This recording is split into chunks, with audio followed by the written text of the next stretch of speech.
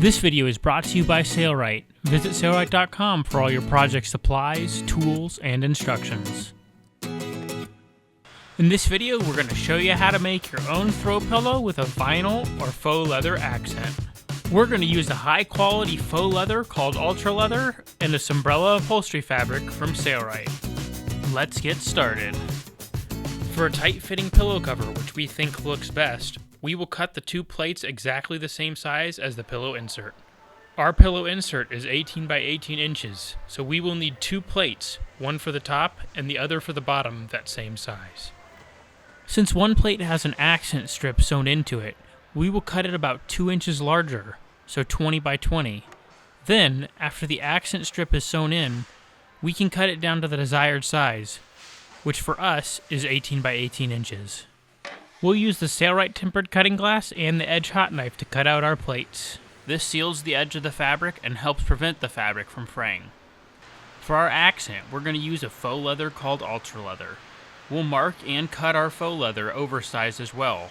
Ours is 4 by 20 inches. Sailrite has a wide variety of vinyls, faux leathers, and upholstery fabrics you can use for your accent strip.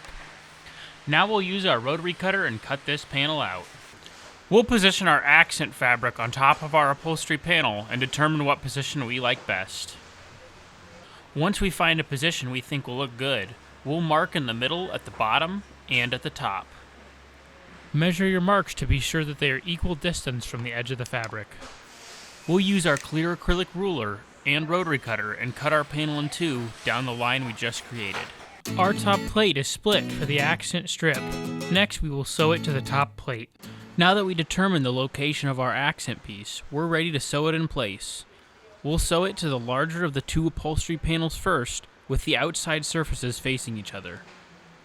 We're going to pin our panels together using multi-use pins. This will help prevent our panels from shifting when we sew them together. We'll put the pins in vertically to avoid putting holes in our faux leather.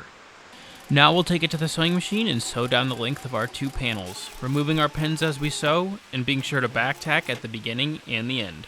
Our seam allowance is about a ½ inch and our stitch length is about 4 millimeters.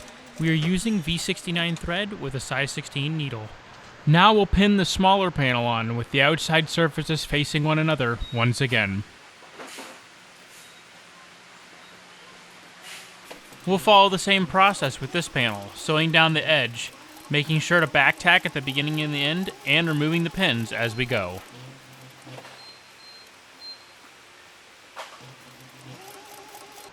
Now that we've sewn our panels together, we'll trim it down to equal the size of our pillow form. Ours is 18 by 18 inches. Then we'll cut it using a rotary cutter or the Sailrite edge hot knife. We recommend the hot knife.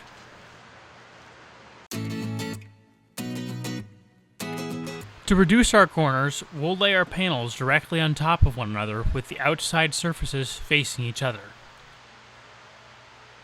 Our two plates are laying on top of one another. We'll fold them over and match up the corners.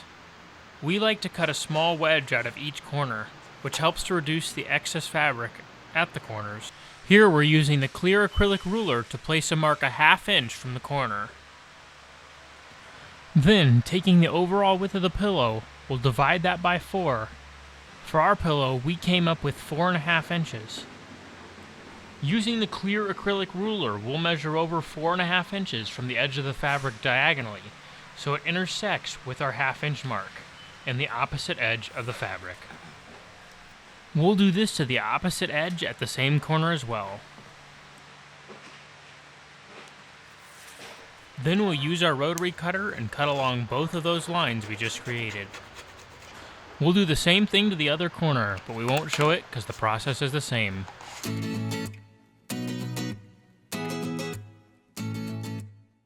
Using our multi-use pins, we'll pin both panels together with the outside surfaces facing each other. This keeps the panels on top of one another as we sew around the perimeter. When sewing, we must leave an opening for the insertion of the pillow form. Usually this is placed on the bottom edge of our throw pillow, but since our accent strip runs along that edge, we will instead place the opening on the side. On the side of our pillow, we're going to create an 8-inch opening so we can insert the pillow later on. We're going to start sewing at one of the points we marked for the opening. We'll sew a 1/2 inch from the edge of our fabric, making sure to do some reversing at the beginning. When we reach the corner, we'll bury our needle, lift the foot, rotate our fabric, lower our foot, and continue sewing.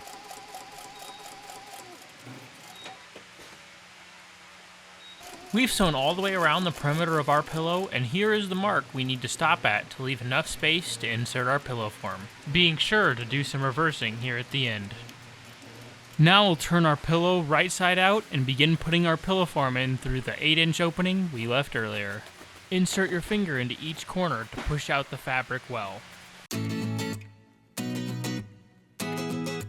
We recommend cutting off the label tag if you purchased a new pillow form. Then we can stuff our pillow inside of our new decorative cover. This will take a little bit of time since the opening is small.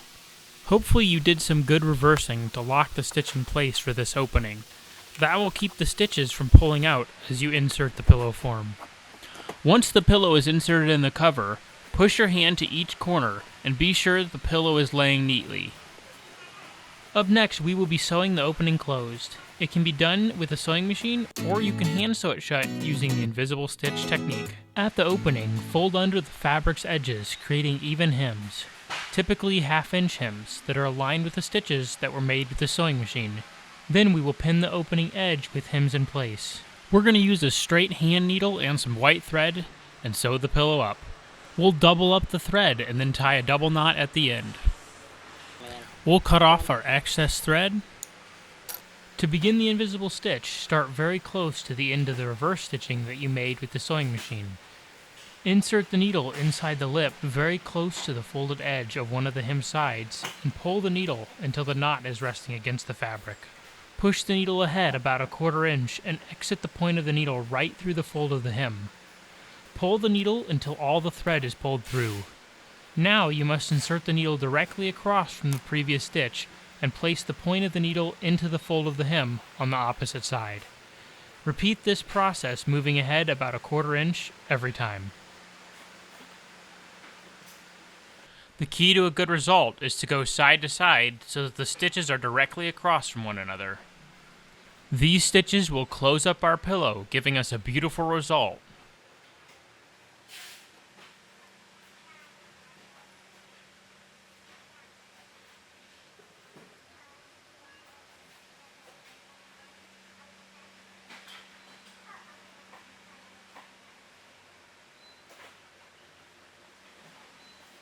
After about 5 or 6 stitches are made, pull tightly on the thread and you will see the opening close up and the stitches magically disappear. Then work on the next 5 or 6 stitches, repeating the process until the entire length of the opening is closed. We've come to the end of our pillow and run into the sewing machine stitches again. Now we'll finish our pillow by sewing back and forth a few times to lock our stitch in place.